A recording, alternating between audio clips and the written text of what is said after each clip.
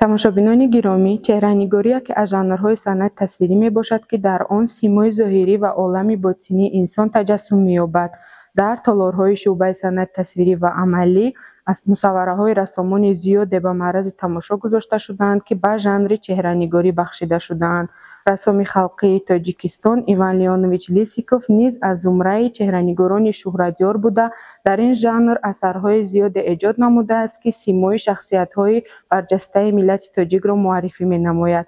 яке аз онҳо ин симои равонпизишк Минҳоҷ Ғуломов ном дошта, соли 1972 офарида шудааст. дар асар симои равонпизишк Минҳоҷ Ғуломов академик, доктори илмҳои тиб ва ходими хизматнишондодаи илмии Ҷумҳурии Тоҷикистон тасвир шудааст. мусаввир қаҳрамони асарро бо чеҳраи ҷиддӣ ва бо маҳорати баланди чеҳранигорӣ, ки ҳар як ҷузъиёти симои қаҳрамонашро бо самимияти хоса офаридааст. тамошобинони гиромӣ, агар шумо мехоҳед доир ба ин асар ва нигораҳои дигар маълумот дошта бошед, пас марҳабо ба Осорхонаи Миллӣ.